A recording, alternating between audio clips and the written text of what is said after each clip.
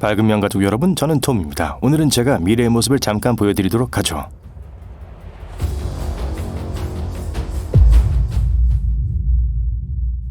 오늘은 여러분의 생일입니다. 온 가족이 축하를 하러 왔네요. 총 562명이나 되는 사람들이 모였어요.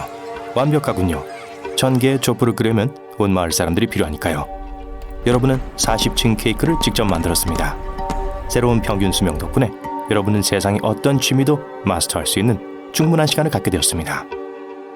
이건 공상과학 소설의 줄거리가 아니에요. 오늘날 세상에는 1000살까지 살게 될 사람들이 살고 있어요. 이웃의 소녀일 수도 있고 가장 친한 친구일 수도 있고 심지어 여러분이 될 수도 있어요. 풍부한 영양소, 깨끗한 물에 대한 접근성 증가, 의학의 엄청난 발전 덕분에 사람들은 150년 전보다 오늘날 훨씬 더 오래 살 수 있게 되었습니다. 이제 과학자들은 노화 과정을 늦추거나 멈추거나 심지어 되돌리는 방법을 찾으려고 노력하고 있습니다. 노화 분야의 선도적인 전문가들 중 한 명인 오브리 드 그레이는 인간이 의학적으로 노화를 물리칠 수 있다고 확신하고 있습니다. 오브리는 IT 분야에서 성공적인 경력을 쌓았습니다. 그 후 그는 생물학과 사랑에 빠졌고 노화 문제를 해결하기로 결심했어요. 그래서 그는 생물학 박사 학위를 따기 위해 캠브리지로 돌아갔고 나중에 그의 유산 대부분을 자신의 프로젝트에 투자했습니다. 거의 모든 생명체는 나이를 먹습니다. 하지만 각각 다른 속도와 다른 방식으로 나이를 먹죠. 코어허그족에는 500년 이상 살 수 있고 암컷 하루파리의 전체 수명은 5분 미만입니다. 과학자들은 유전자 조작과 줄기세포 치료로 이미 효모, 벌레, 초파리, 작은 포유류의 수명을 연장할 수 있었습니다. 모든 생명체는 같은 화학적 구성 요소로 이루어져 있기 때문에 인간에게도 비슷한 전략이 통할 수 있을 거예요.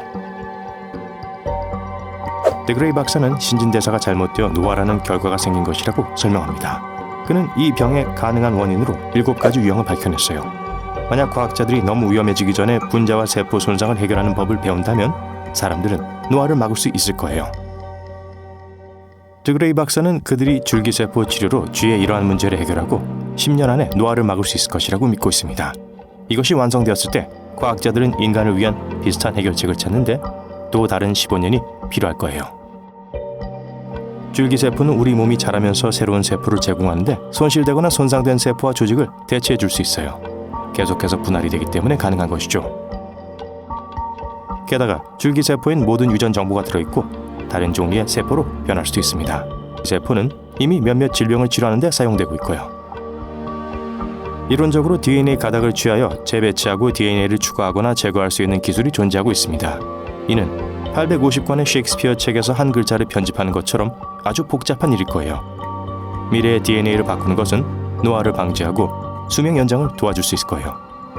매번 치료를 받을 때마다 환자는 젊은 장기, 신경, 뼈로 더 건강해질 수 있을 겁니다.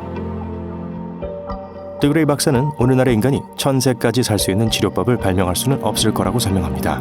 하지만 과학자들은 인간에게 30년을 더 줄 수 있을 거예요.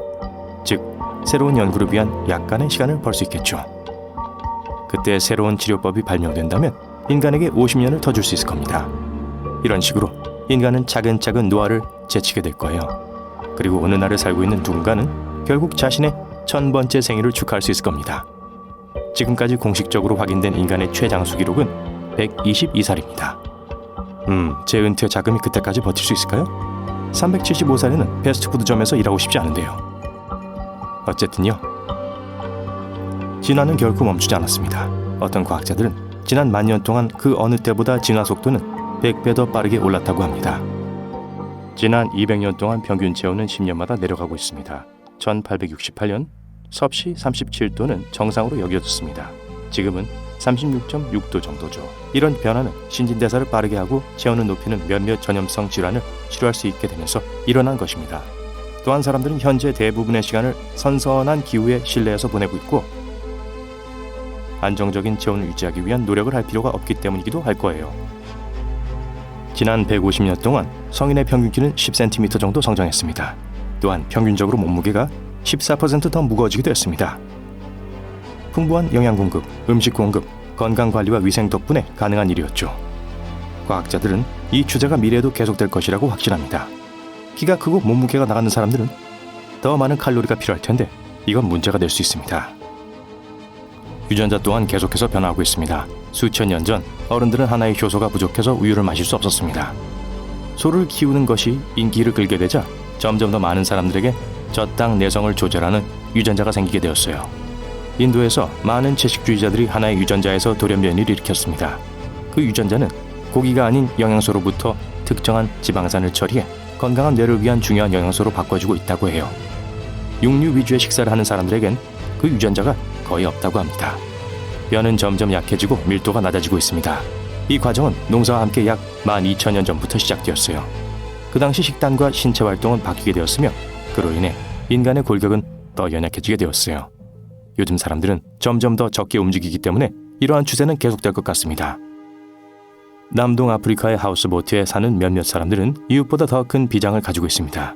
이런 변화 덕분에 이 사람들은 더 오랫동안 물속에서 버틸 수 있어요. 이들은 낚시하고 조개를 채집하는데 대부분의 시간을 보냅니다. 지금으로부터 100년 후 사람들은 필요하지 않더라도 의학적인 이유로 정기적인 신체 업그레이드를 받게 될 거예요.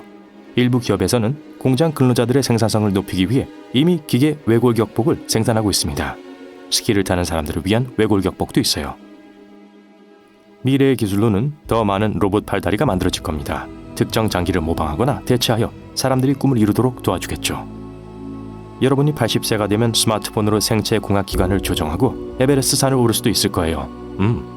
새로운 감각도 갖게 될 거예요. 기술이 발전하면 발에 있는 센서를 통해 지진 활동을 느끼고 두개골에 있는 안테나를 통해 색파를 들으며 귀에 있는 기계 장치를 통해 날씨를 예측하며 지금 우리가 꿈만 꿀 수 있는 다른 감각들을 가질 수 있게 될 거예요. 이런 기술은 우리를 그 어느 때보다도 자연에 가깝게 만들어줄 겁니다. 그렇겠죠? 인간은 인지 능력의 더 많은 부분을 기기에 아웃소싱할 겁니다. 대부분의 사람들은 이미 지도를 읽을 수 없어요. 어디로 가야 하는지 핸드폰이 알려주고 있잖아요. 뇌-기계 인터페이스가 생겨 여러분은 온라인에서 생각을 전달하고 분석할 수 있을 겁니다. 이미 비슷한 게 존재하죠? 앱으로 걸음수와 칼로리를 추적하고 계시지 않으신가요? 새로운 앱을 통해선 특정 문제에 얼마나 주의를 기울이는지를 추적하거나 파트너와의 논쟁을 자세히 분석할 수 있습니다. 대인관계 기술이 필요 없겠죠. 과학자들은 뇌 속 뉴런의 지름을 늘리는 방법을 찾을 수도 있을 겁니다. 반응 시간을 믿을 수 없을 정도로 줄이겠죠. 필요할 때 실제 슬로우 모션 기능도 쓸 수 있을 거예요. 유전공학으로 일반적인 미의 기준에 맞추기 위해 더 많은 인간들은 비슷해 보이게 될 거예요. 좋은 건지 모르겠지만 황금 비율의 이목구비와 완벽한 좌우 대칭에 맞는 강한 선, 고진 코, 아름다운 밝은 눈 같은 거 말이에요. 뇌는 계속해서 자랄 것이기 때문에 이마는 더 커질 겁니다. 눈썹이 더 커야 그에 잘 어울릴 것 같네요. 인간은 다른 행성에 살게 될 가능성이 높기 때문에 우린 그 혹독한 환경에 적응해야 할 겁니다. 해는 새로운 대기에서 더 많은 산소를 모으기 위해 재설계되어야 할 거예요. 위험한 요소들을 걸러내기 위해 조직도 바뀌어야 할 거예요. 인간이 태양으로부터 멀어질수록 어두워지기 때문에 눈과 동공은 더 커져야 할 것입니다. 그러면 더 많은 햇빛을 흡수할 수 있게 될 거예요. 또한 우주 광선으로부터 눈을 보호하기 위해서 저조도 시력과 측면 깜빡임과 같은 새로운 특징도 만들어지게 될 겁니다.